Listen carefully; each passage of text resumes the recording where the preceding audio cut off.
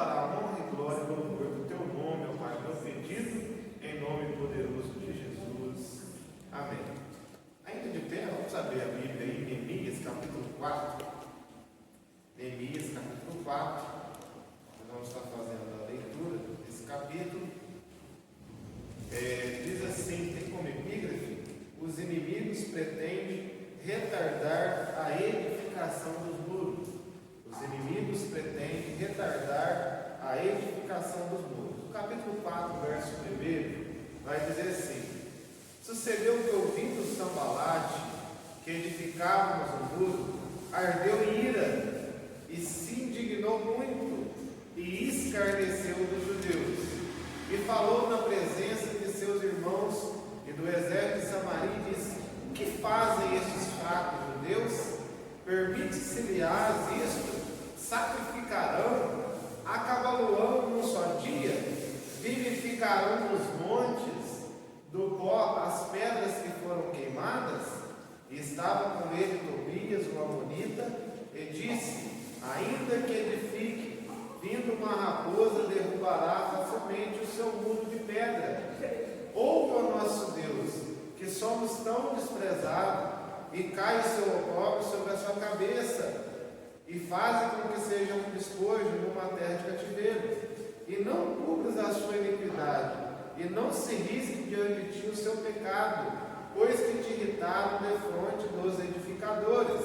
Assim edificamos o muro, e todo o muro se cerrou até a sua metade, porque o coração do povo se inclinava a trabalhar. E sucedeu que, ouvindo Sambalate e Tobias, e os árabes, e os amonitas, e os asdoditas, que tanto ia crescendo a reparação dos muros de Jerusalém, que já as rupturas se começavam a tapar, iraram-se sobremodo, e ligaram-se entre si todos, para virem guerrear Jerusalém, e para os desviar do seu intento. Porém nós oramos ao nosso Deus, e pusemos uma guarda contra eles, de dia e de noite, por causa deles. Então disse Judá: já desfaleceram as forças dos acarretadores, e o pó é muito, e nós não poderemos edificar o muro. Disseram, porém, os nossos inimigos: nada saberão disso, nem verão, até que entremos no meio deles e os matemos. Assim faremos cessar a obra. E sucedeu que, vindo os judeus que habitavam entre eles, 10 vezes nos disseram, de todos os lugares, que tornavam a nós, pelo que pus guarda nos lugares baixos por detrás do muro, e nos altos, e pus ao povo pelas suas famílias, com as suas espadas, com as suas lanças, e com os seus arcos. E olhei, e levantei-me, e disse aos nobres, aos magistrados, e ao resto do povo: não os temais, lembrai-vos do Senhor, grande e terrível, e pelejai pelos vossos irmãos, vossos filhos, vossas mulheres e vossas casas. E sucedeu que, ouvindo os nossos inimigos, que já sabíamos e que Deus tinha dissipado o conselho deles, todos voltamos ao muro, cada um a sua obra. E sucedeu que, desde aquele dia, metade dos seus moços trabalhavam na obra, e a outra metade deles tinha as lanças, os escudos, os arcos, as couraças, e os chefes estavam por detrás de toda a casa de Judá, os que edificavam o muro, e os que traziam as cargas, e os que carregavam, cada um com uma mão fazia a obra, e na outra tinha armas, e os edificadores, cada um trazia a sua espada, cingida aos lombos, e edificava, e o que tocava a trombeta estava junto comigo. E disse eu aos nobres, aos magistrados e ao resto do povo: grande e extensa é a obra, e nós estamos apartados do muro, longe um dos outros, no lugar de onde ouvirdes o som da buzina, ali vos ajuntareis conosco, o nosso Deus pelejará por nós. Assim trabalhavam na obra, e metade deles tinha lanças, desde a subida da alva até o sair das estrelas. Também naquele tempo disse ao povo: cada um com seu moço fique em Jerusalém, para que de noite nos sirvam de guarda e de dia na obra. E nem eu, nem meus irmãos, nem meus moços, nem os homens da guarda que me seguiam largavam os nossos vestidos.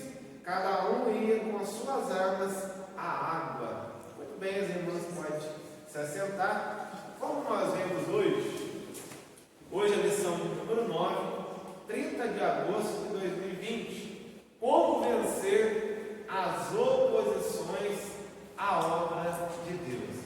Nós fizemos essa leitura no capítulo 4 de Neemias, onde tem aí a oposição de Sanbalate, Tobias e esses inimigos que se levantaram contra Neemias, contra o projeto da reconstrução dos muros de Jerusalém.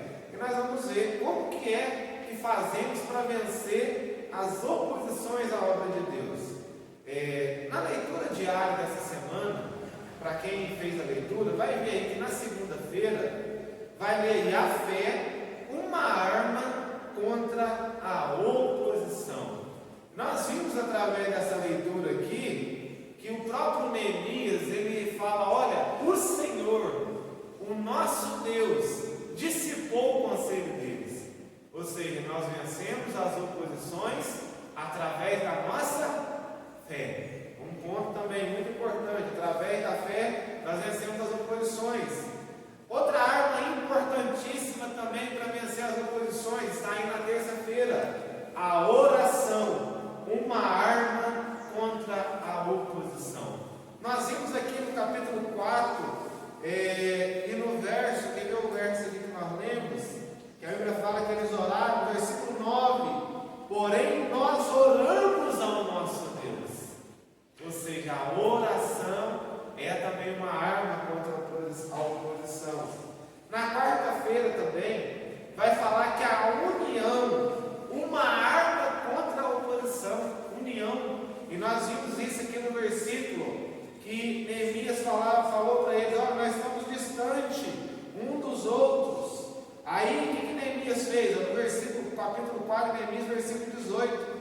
E os edificadores, cada um trazia a sua espada cingida ao lombo, e edificavam. E o que tocava a trombeta estava comigo, junto comigo. O que acontecia? Neemias, olha, aonde vocês ouviram o toque da trombeta, vamos ajuntar todo mundo junto, e ali nós vamos edificar. Nós estamos trabalhando longe uns dos outros, e o inimigo, nós estamos longe uns dos outros, o inimigo pode tentar nos parar. Mas vamos fazer o seguinte, o que toca a trombeta está sempre comigo, está sempre unido comigo, no mesmo propósito. Aonde eu vou, ele está como minha sombra. Eu piso com o pé direito, ele pisa também. Eu piso com o pé esquerdo, ele pisa também. Está juntinho. Então, na hora que ele tocar a trombeta, todo mundo reúne. Aonde está ali comigo aquele que está tocando a trombeta. Vamos nos unir e vamos continuar a reedificar os muros para a glória de Deus. Ou seja, a união, uma arma contra a oposição. A vigilância, na quinta-feira, uma arma contra a oposição.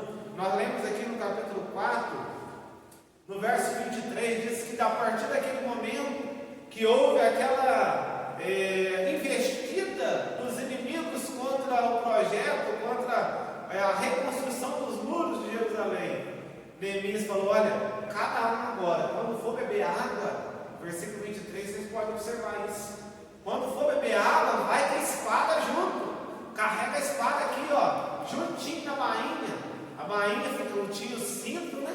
E ficava do lado assim. Ou seja, se viesse inimigo, facilmente ele já pegava aquela espada na bainha e ali poderia lutar e salvar a sua própria vida. Cada um bebia água, cingido com a sua espada, preparado para a guerra. E assim foi também que Neemias orientou. A obra de Deus triunfará contra as oposições. Malucos, vai ter oposições? Vai, mas a obra de Deus, ela triunfará sobre as oposições. E isso nós podemos ver na leitura diária na sexta-feira. E aqui também na leitura que nós fizemos no capítulo 4, a Bíblia diz que Neemias falou, olha, não os temais, no versículo 14, lembrai-vos do Senhor, grande e terrível, e pelejai. Ou seja, a obra de Deus, Mari, ela sempre irá avante, ela sempre continuará a triunfar sobre as oposições. E no sábado, a grandeza da obra de Deus. A obra de Deus ela é grande. Neemias falou: olha, a obra que nós estamos a edificar, ela é extensa. Quer ver? Deixa eu achar para vocês aqui um versículo, onde ele fala que a obra é extensa, é grande. Quer ver? Deixa eu achar para vocês aqui, ó.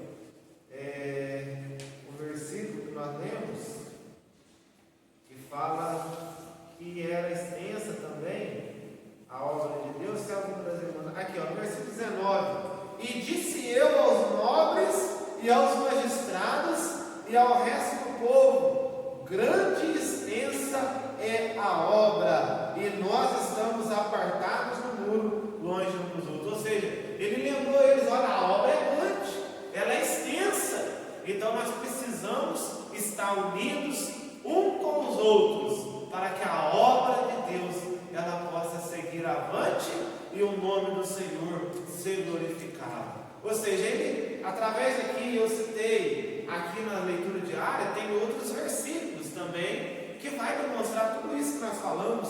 A fé, uma arma contra a oposição; a oração é outra arma contra a oposição; a união é outra arma contra a oposição; a vigilância, outra arma também contra a oposição. E também na sexta e no sábado, a obra de Deus triunfará e a grandeza da obra de Deus. Eu ilustrei com versículos aqui do próprio capítulo 4 de Neemias, mas aqui na leitura diária tem outros textos também que você pode conferir a respeito disso.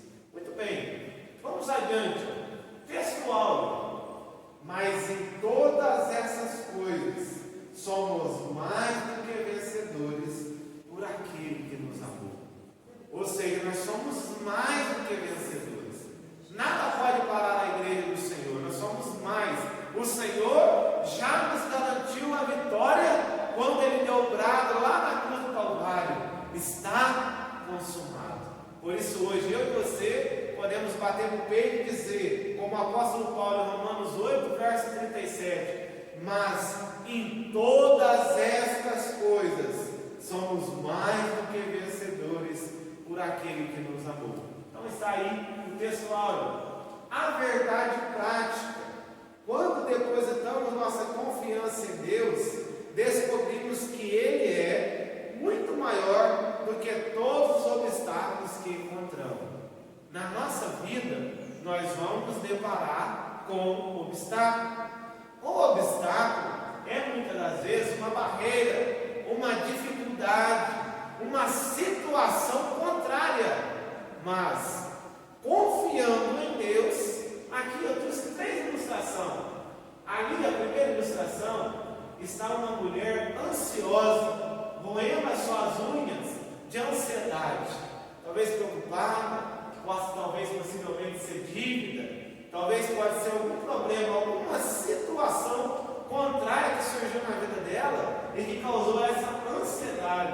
A outra aqui, na segunda ilustração, está quase se descabelando com a situação da vida dela. Ela está ali, já quase arrancando os seus cabelos. E agora? O que vai ser de mim? Ou seja, situação adversa, oposições, contrariedades que acontecem na nossa vida. Mas há uma terceira mulher aqui, que ela está de frente a um rio, que o rio está correndo, e ela está deitada numa rede, tranquila. Os seus pés estão até lá, os pés estão até cruzados. Ela está descansando. Ela está como no Salmo 40: deleita-te no Senhor, confia no Senhor. Salmo 37, verso 4. Vamos ler para a gente ver o que o salmista fala. O Salmo 37 e o verso de número 4: deleita-te também no Senhor, e Ele concederá o que deseja o teu coração. Deleitar no Senhor é deitar como se fosse numa rede e descansar. Quando você está numa rede, os seus pés estão para cima, as mãos estão para cima, você está fora do chão. Isso é descansar no Senhor. O Salmo 40 também, que é o salmo que eu queria ilustrar também,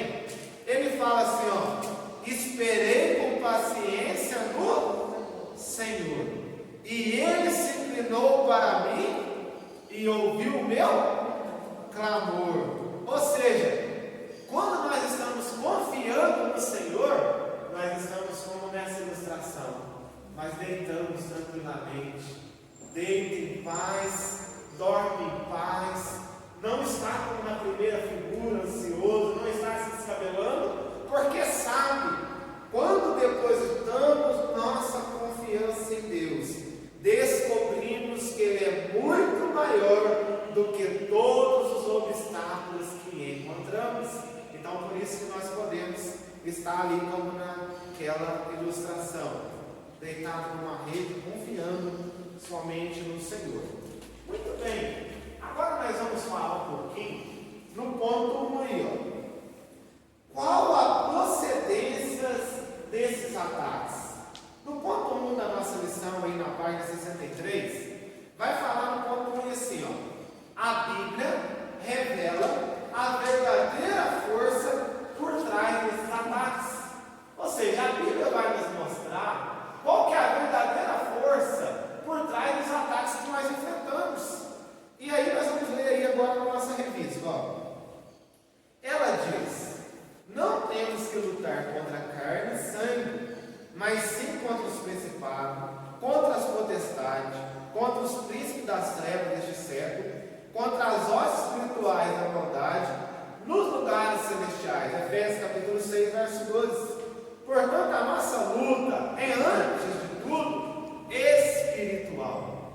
A nossa luta não é carnal, não é física, não é lutar um com o outro, não é na força do nosso braço, não é na força humana, mas a nossa luta, ela é uma luta espiritual. Os inimigos visíveis são meramente os instrumentos dos demônios, os quais nos atacam.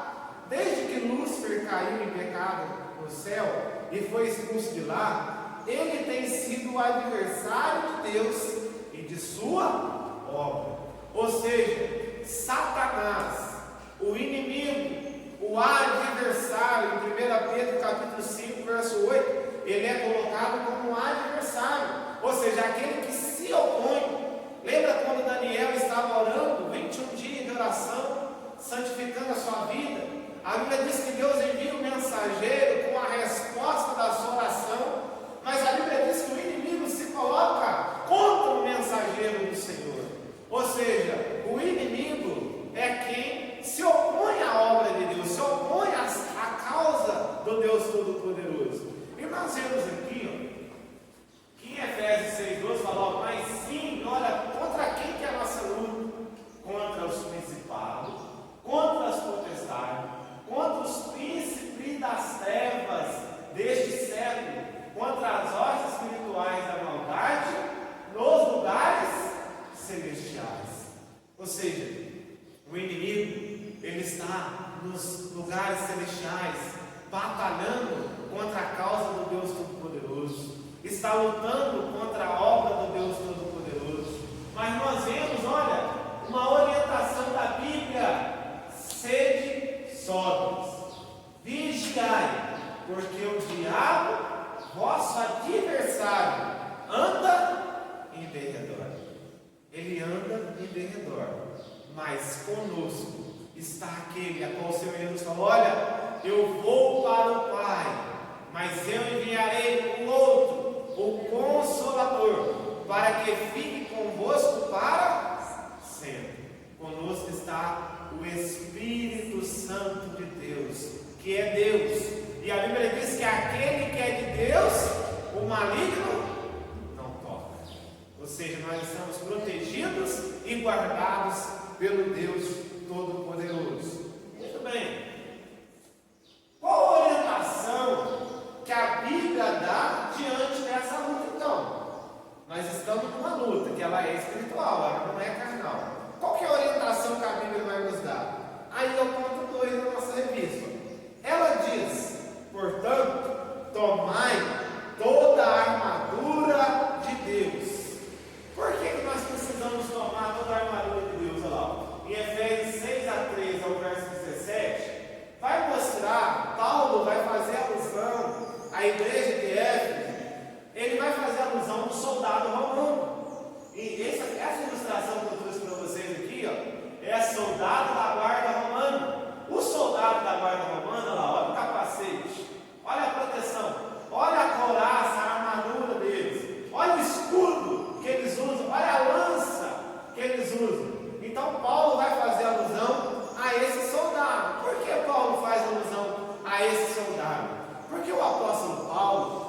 apóstolo que muitas das vezes ele estava preso por causa do nome do Senhor.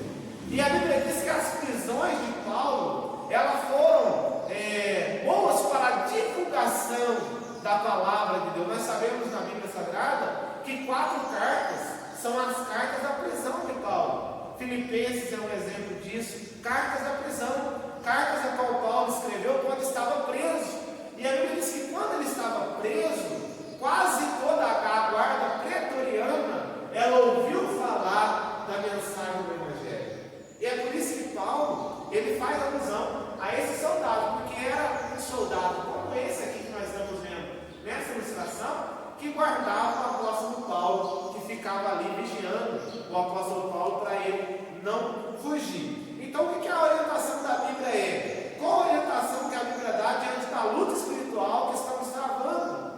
É estarmos cingidos, portando toda a armadura de Deus.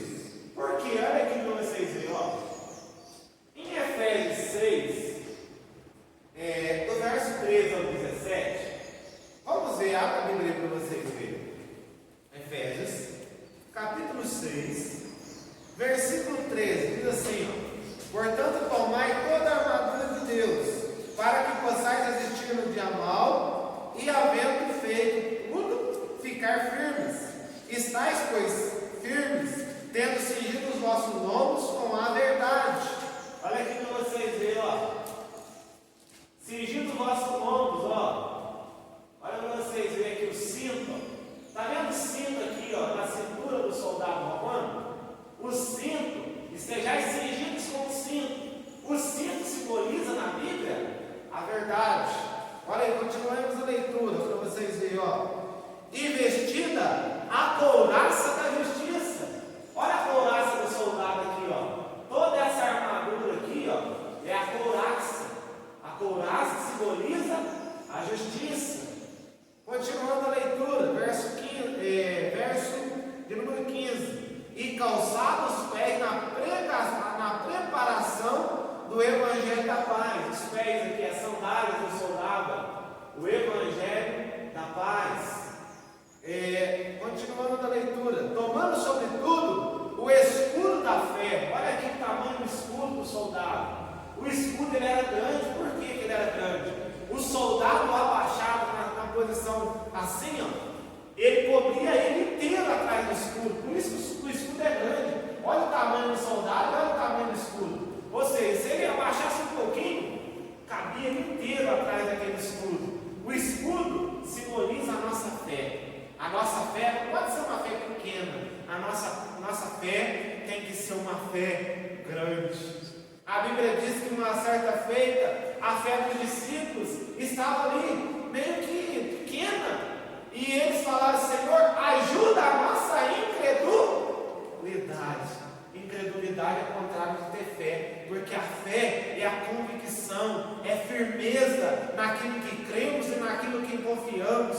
E a nossa fé é aumentada quando nós ouvimos a palavra de Deus. Quanto mais nós alimentamos da palavra, quanto mais nós alimentamos do curso de doutrina, de escola bíblica dominical, aprendendo da palavra de Deus, mais a nossa fé ela fica robusta, mais ela cresce. E assim nós ficamos com esse escudo grande para nos proteger contra todas as investidas de Satanás, que é o adversário. E também, olha para vocês verem, e a espada do Espírito, que é a palavra de Deus. Olha aqui a espada. Lembra quando eu falei para vocês que os cingidos aqui com a espada, que eles rebeliavam? A espada ficava aqui, logo do lado do cinto. A espada ela simboliza a palavra de Deus. Em Hebreus 4, verso 12, a Bíblia diz que a palavra de Deus é uma espada de 2 gumes, que penetra até a divisão da alma, das juntas e medula, é apta para discernir os pensamentos e intenções do coração do homem. Por que ela é 2 gumes? Porque tanto ela tem poder para salvar, como ela tem poder também para condenar. Quando oferecemos o Senhor Jesus para alguém, e a pessoa fala: eu aceito essa palavra poderosa para salvar, mas quando alguém fala: hoje eu não quero Jesus, ou não quer receber Jesus, essa palavra também diz: todo aquele que crê salvo, mas todo aquele que não crê também será condenado. Isso é escrito no Evangelho de João. Então nós vemos que a palavra de Deus, ela é a espada, e também orando em todo tempo, com toda oração e súplica no Espírito, e vigiando nisso com toda perseverança e súplica por todos os santos. Só para vocês verem, aqui eu trouxe uma ilustração do soldado romano antigo e um soldado romano mais atual, só para vocês verem como que era a imagem, para vocês verem o mais antigo e agora o soldado romano mais atual, só para vocês verem a ilustração, mas é a mesma, somente a imagem com uma qualidade melhor agora atual. E por que eu trouxe isso para vocês? A Marisa vai ler para mim 2 Timóteo capítulo 2, verso 9. A Mariana vai ler para mim Filipenses capítulo 1, verso 13. E a irmã Lisângela vai ler para mim Colossenses capítulo 4, verso 13. Cada uma vai ler esse versículo e vocês vão ver. As outras irmãs acompanham a leitura aí. Primeira leitura nós vamos ler em 2 Timóteo, no capítulo número 2, verso 9.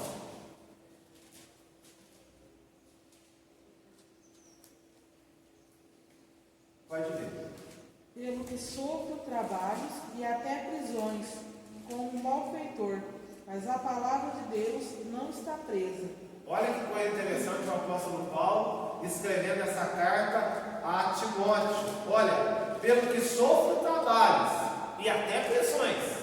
Às vezes, muitas vezes, quando eu estou nas minhas viagens missionárias, eu sou até preso, mas sofro até como malfeitor. A Bíblia diz que na cidade de Filipos mesmo, quando o apóstolo Paulo pregou lá, a Bíblia diz que pegaram eles, Paulo e Silas, levaram em praça pública, açoitaram eles, depois ainda levaram eles para a prisão.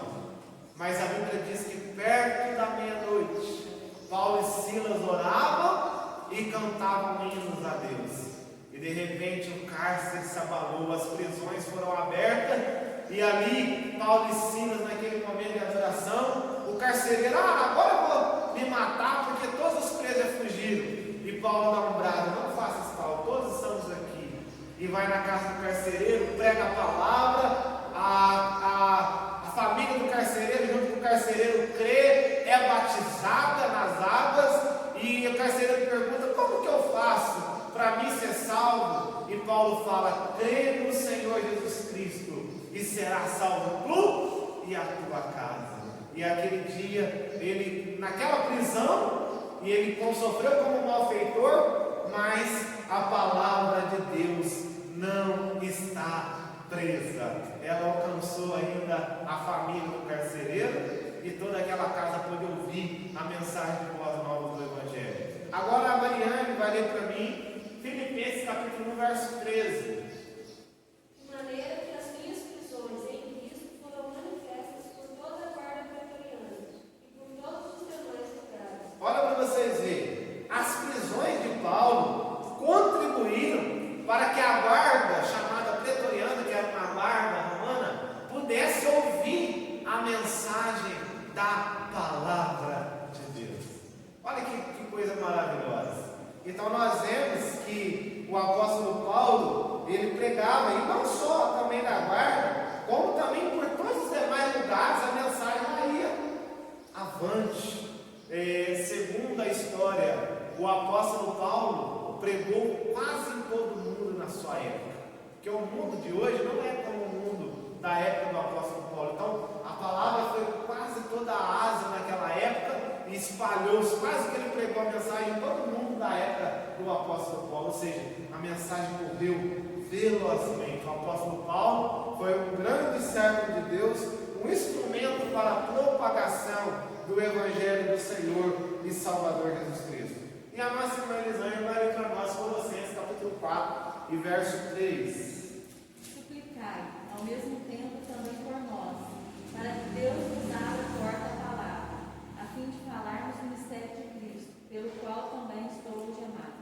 Olha para vocês verem, orando também juntamente por nós, ou seja, olha, pedindo para a igreja de Colosso, ora por nós, para que Deus nos abra a porta da palavra. Olha, a igreja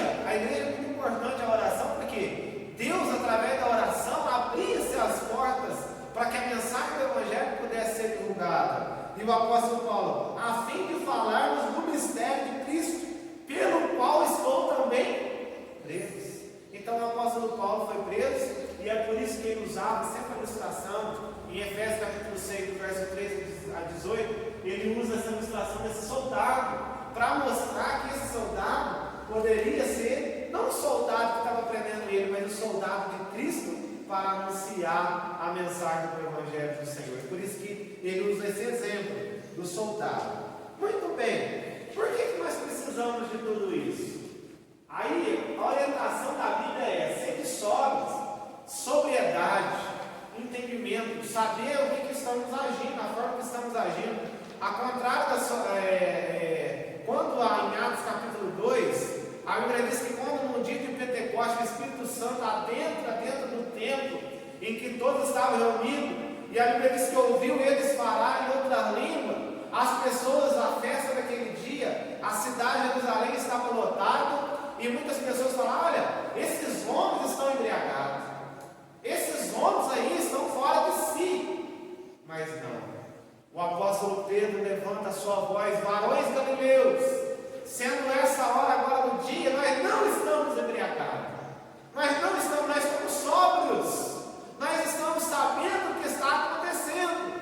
Então talvez poderia perguntar: ô Pedro, o que está acontecendo? Sabe o que está acontecendo aqui hoje? É o que o profeta Joel profetizou, que nos últimos dias Deus derramaria do seu Espírito sobre toda a carne. E hoje essa profecia está se cumprindo. Nós estamos aqui recebendo a promessa de Jesus, que Ele prometeu: ficai, porém, na cidade de Jerusalém, até que do alto sejais revestidos de poder. Ou seja, eles estavam sóbrios, eles estavam sabendo o que estava acontecendo naquele dia. Eles não estavam enganados e nem embriagados como eles pensavam. Todos eles estavam entendendo perfeitamente que era a promessa de Deus.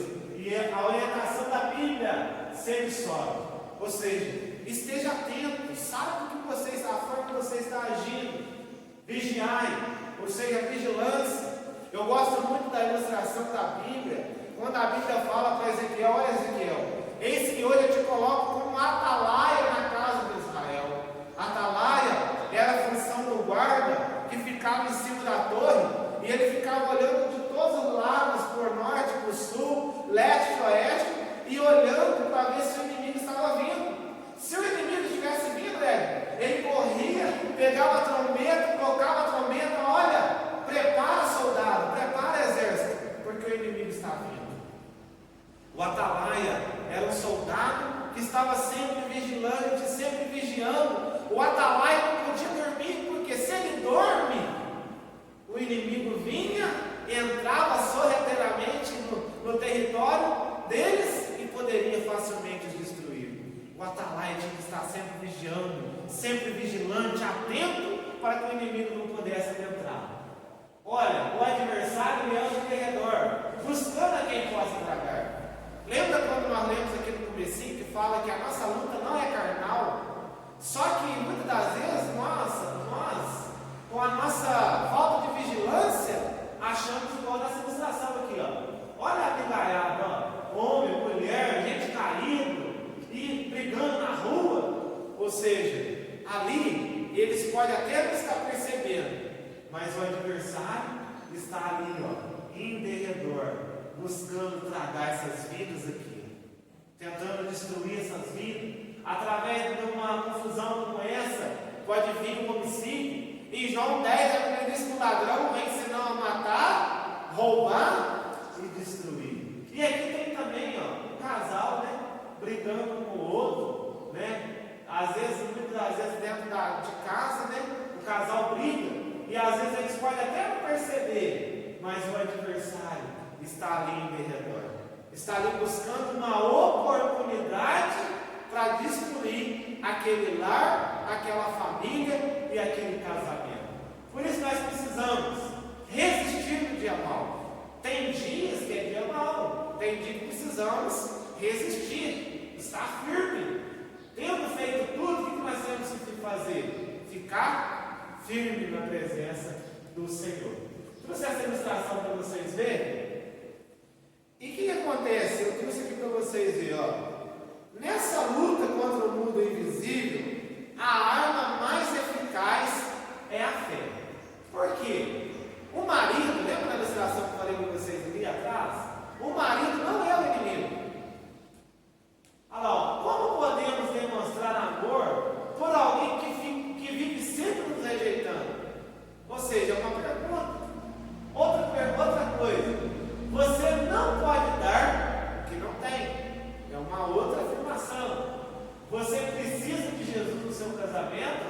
e você, é uma pergunta, você vai confiar a sua vida a Jesus?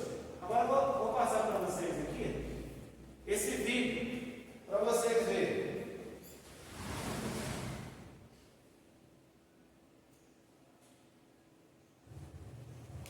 Ela é teimosa. Ela dificulta tudo para mim. Ela é ingrata.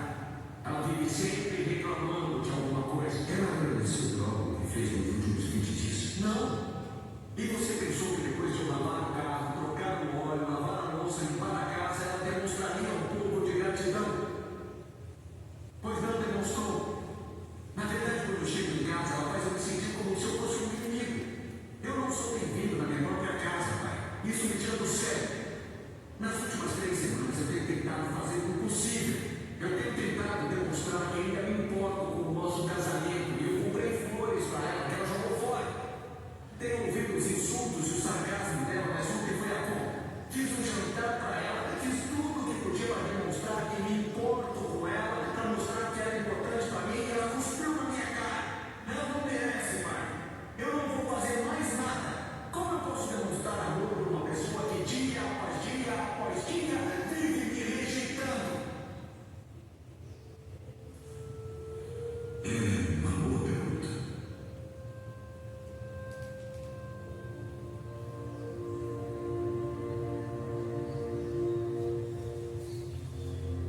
Pai, não importa o que eu faço.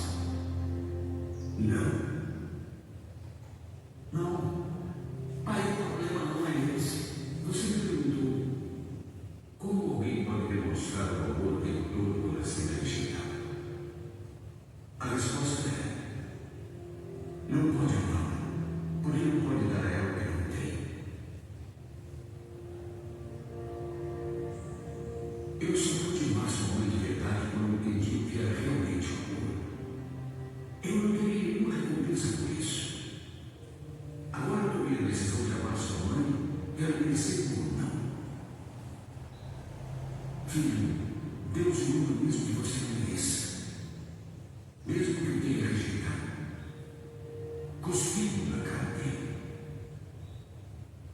Deus mandou Jesus para morrer na cruz e ser punido pelos seus pecados. Porque ele ama você.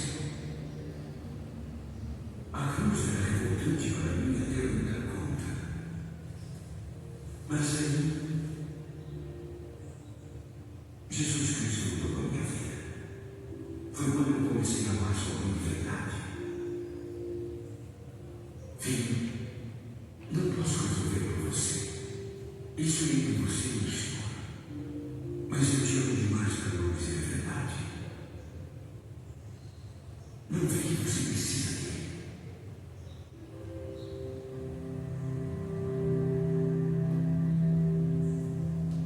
Não vê que você precisa do perdão dele.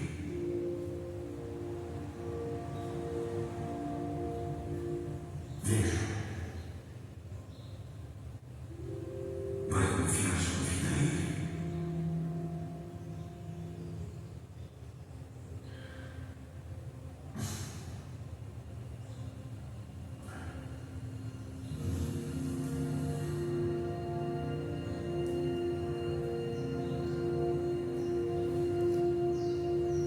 Então, como vocês podem ver, né, através dessa ilustração que eu trouxe para vocês, esse vídeo, né, que o casal estava tendo um problema, né, no relacionamento. E o marido tentando fazer de tudo, né, para agradar a esposa, mas ela fazia ele se sentir como se ele fosse o inimigo. E como nós vimos na ilustração de trás, o marido não é o inimigo. E muitas das vezes a mulher faz ele se sentir dessa forma. E o pai dele mostrando para ele que na vida dele ele precisa de Jesus. Ou seja, ele precisa no casamento dele, ele precisa de Jesus. Então, quando o adversário está ali no redor, se o lar não tem Jesus, o adversário facilmente poderá destruir essa família e esse casamento. E o pai dele mostra para ele: olha, meu filho, Jesus, as pessoas cuspiram na cara dele, as pessoas rejeitaram ele. E mesmo assim, Jesus falou: pai, perdoa, porque eles não sabem o que fazem. Jesus demonstrou um amor tão grande por nós, mesmo sem nós merecer. É por isso que a Bíblia fala: nós o amamos porque ele nos amou primeiro. Esse amor que você sente por Jesus hoje, Ele demonstrou com você lá na cruz do Calvário primeiro. Por isso que ali na terceira frase ali, ó, você não pode dar o que não tem. Ou seja, Jesus deu aquele amor, porque amar é o sentimento de dar. E será que alguém poderia amar mais do que Jesus? Será que alguém poderia amar mais do que o nosso Senhor e Salvador Jesus Cristo, que deu a sua vida em resgate das nossas vidas? O homem justo morreu pelas pessoas injustas, pecadoras, falhas como nós. Ou seja, não tem ninguém que ama mais do que o nosso Senhor e Salvador Jesus Cristo. Por isso que o texto áureo da Bíblia Sagrada é João 3,16. Porque Deus amou o mundo de tal maneira. Então, o teu marido, a tua família, os teus filhos, não é o inimigo, gente. Então, cuidado, às vezes, no lar, né? Isso aqui é uma reflexão para a nossa vida. Muito bem. Ponto 3. Nessa luta contra o mundo invisível, a arma mais eficaz é a fé. A Bíblia diz: quem é que vence o mundo, senão aquele que crê que Jesus é o Filho de Deus? Por isso a Bíblia aconselha: milita a boa milícia da fé, toma posse da vida eterna. Pela fé experimentamos a operação do Espírito Santo na nossa vida. Jamais devemos permitir que alguma coisa venha abalar a nossa fé, porque sem fé é impossível agradar-lhe. Devemos não temer, mas crer somente. Não deis lugar ao diabo. Ou seja, o casal que se rende a Jesus desfruta de um lar abençoado. Ou seja, pela fé, olha aqui, ó, tem um homem e uma mulher, um casal rendido a Cristo em oração. Pela fé, vencemos o mundo, as lutas e qualquer adversidade. Nessa luta contra o mundo invisível, a arma mais eficaz é a fé.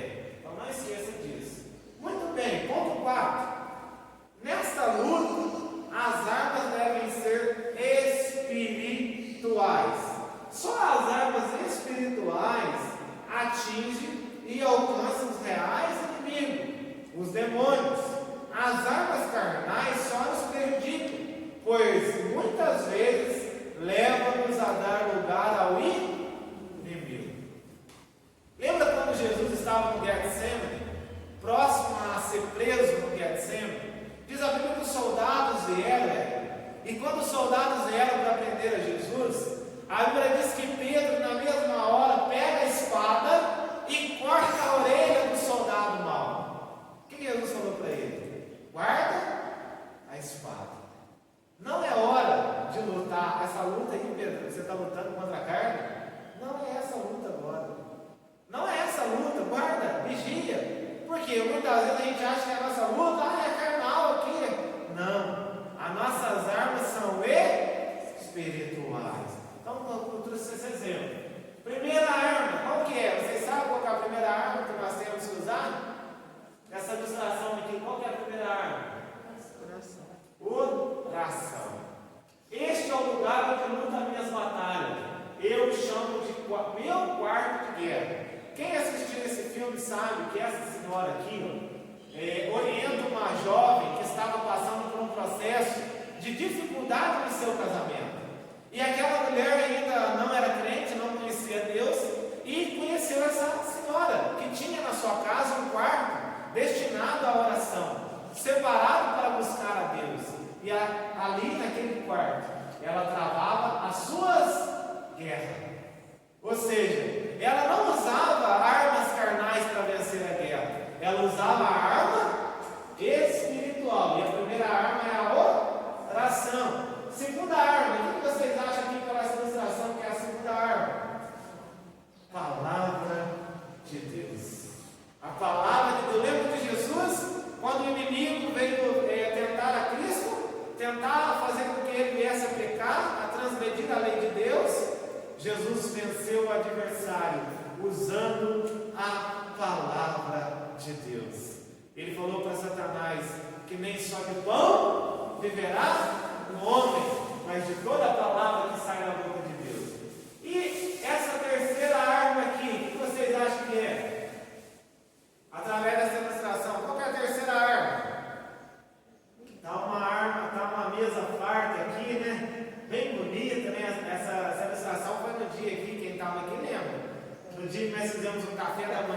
especial aqui na escola dominical e a mesa estava farta, né?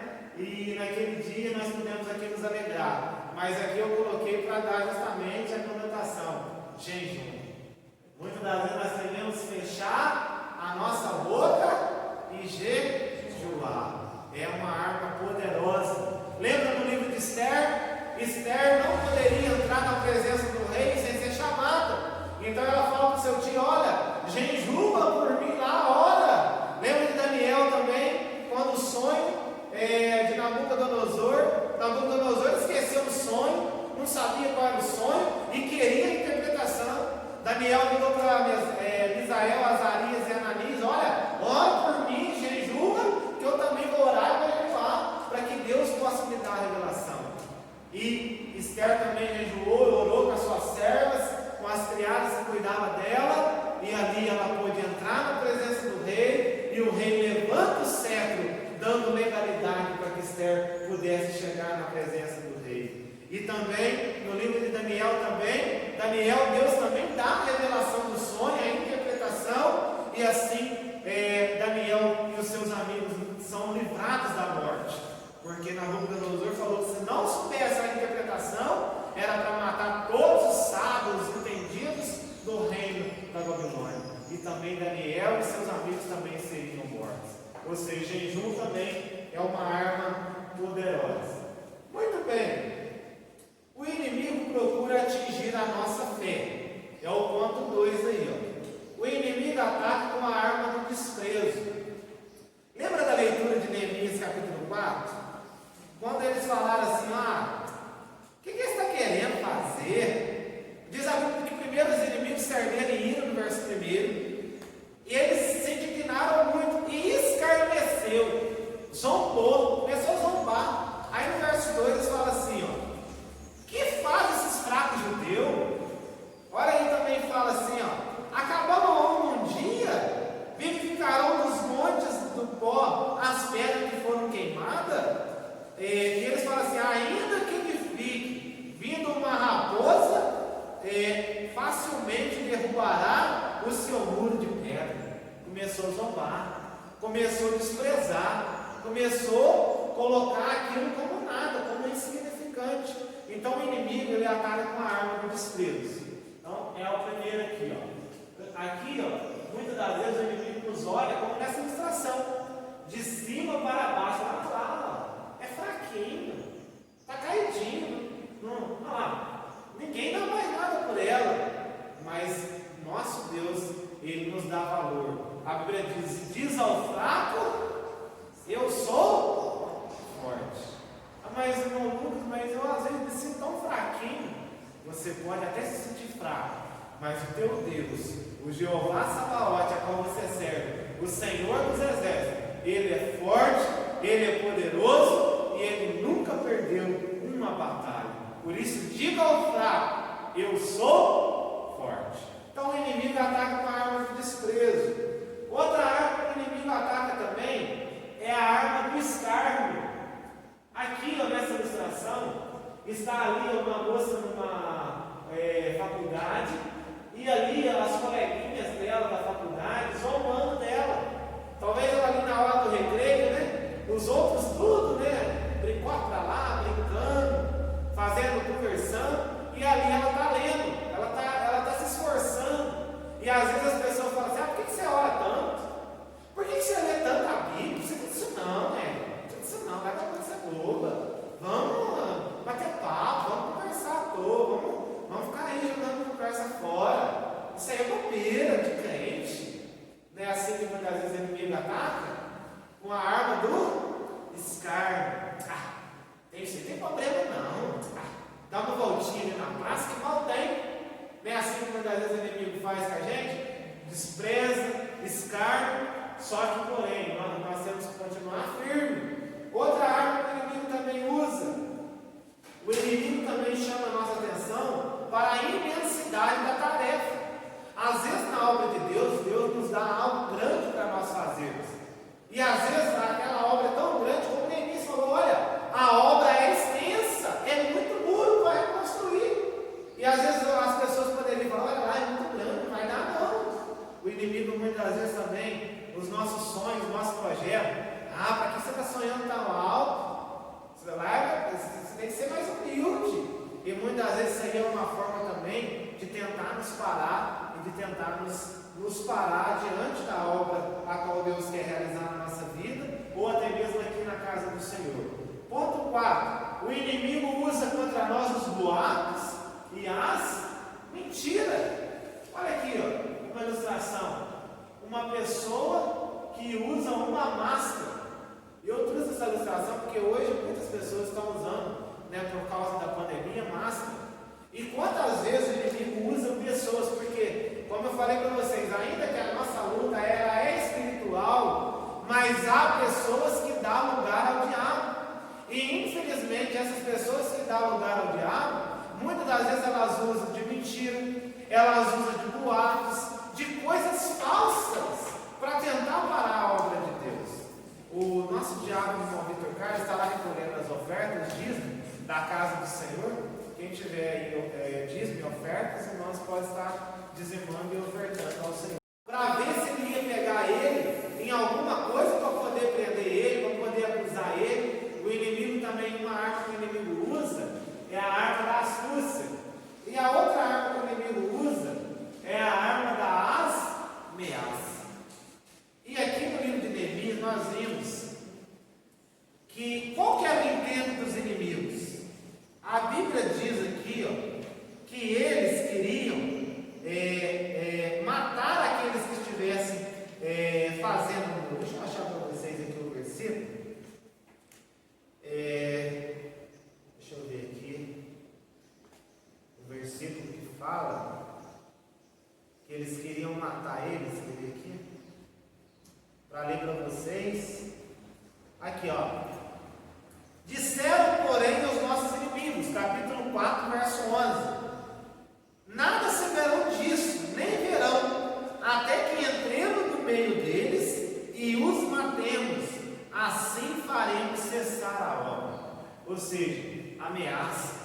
O inimigo falou: olha, vamos, eles estão lá construindo, vamos entrar, infiltrar no meio deles. O inimigo, meu pai gostava muito de falar que muitas vezes o sapatinho que o inimigo usa é o sapatinho de algodão. Por quê? Tem sapato que é madeira, faz barulhão. Ao pessoal caminhar, logo sabe, vamos fulano de tal, que sapatão dela faz barulhão. Por quê? Por causa dos sapatos de madeira, já sabe. Agora, o sapatinho de algodão nem faz nem barulho. Por isso que nós usamos muito essa ilustração. Que às vezes o inimigo ele vem como sapatinho de algodão no nosso meio, infiltrando. E a Bíblia diz no Evangelho de Marcos que dormindo os homens, veio o inimigo e semeou o joio no meio do trigo. E agora, eu posso arrancar o trigo no meio do joio? O que as irmãs acham? Sim ou não? Não. Jesus falou agora não tem como. Os homens dormiram, o inimigo semeou o joio. Agora não tem como separar o que é joio e o que é trigo. Porém, na vinda de Jesus, se separará o joio do trigo. O trigo será recolhido no celeiro, que é a ilustração do céu. E o joio, irmão Lucas, será juntado e lançado na fornalha e queimado, que simboliza o lago de fogo e de enxofre. Ou seja, o inimigo, muitas das vezes, ele tenta nos atacar também com ameaça. Eu não li a leitura aqui, depois as irmãs podem fazer a leitura, mas tudo isso que eu expliquei para as irmãs está dentro do tópico, desse segundo tópico. Eu fiz dessa forma aqui para ficar mais resumidamente e a gente conseguir andar dentro da nossa lição. Muito bem. Ponto 3. Qual é o segredo da vitória de Neemias e dos judeus? Qual que é o segredo da vitória de Neemias e dos judeus? Primeiro segredo: estavam ali por vontade de Deus. Eles não estavam ali porque nós queremos estar aqui, não. Estavam ali porque era da vontade de Deus. Ponto 1 aí, os judeus venceram porque tinham certeza de que estavam na vontade de Deus. Neemias disse aos seus inimigos: o Deus dos céus é o que nos fará prosperar.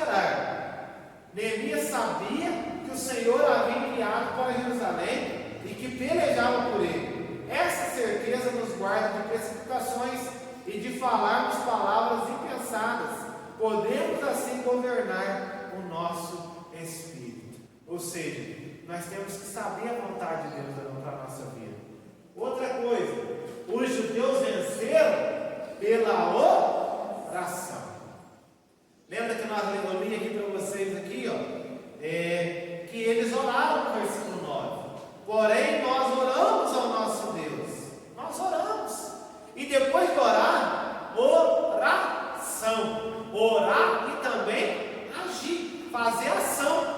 Eles oraram a Deus, pedindo para o Senhor os guardar, pedindo para o Senhor os proteger, pedindo para o Senhor estar com eles naquela batalha.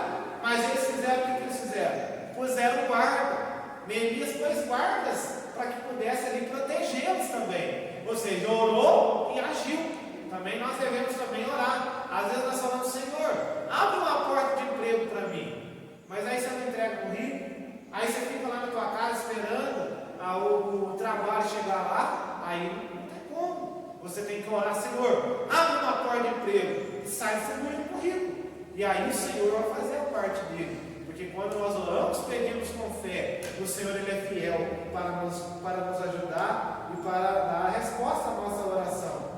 Outra coisa também, devemos também, assim a exemplo de Neemias, nós também devemos orar. Nós também temos que orar. Que é o ponto 3 aí, que a Bíblia fala orar sem cessar. Irmão Lucas, a hora certa de orar é 3 horas da manhã? Não tem isso na Bíblia. Ainda que o pastor João, uma das horas que ele mais gosta de orar é a madrugada. Ele até brinca dizendo da seguinte forma: a fila está mais curta, mas biblicamente não tem um horário certo para orar. A Bíblia diz que é para orar sem cessar. Por quê? Enquanto aqui no Brasil é 3 horas da manhã, talvez em outro país é de tarde, talvez em outro país é noite, talvez em outro país é manhã. Mas o que a Bíblia nos recomenda é orar sem cessar. Se é 3 horas da tarde, se é igual a Bíblia fala, né, que Pedro e João subiam a hora 9, que era 3 horas da tarde. O importante é estar sempre em oração, seja de manhã, aqui no ciclo de oração de manhã, seja à tarde, seja à noite, seja, antigamente aqui na nossa igreja, a gente tinha nas terça-feira, era chamado culto de oração. Então, o importante é estar orando. O importante é estar buscando a presença do Senhor. Então nós também devemos orar. E é recomendação da Bíblia, orar sem cessar. Aqui há um grupo de mulheres orando, clamando ao Senhor, buscando ao Senhor.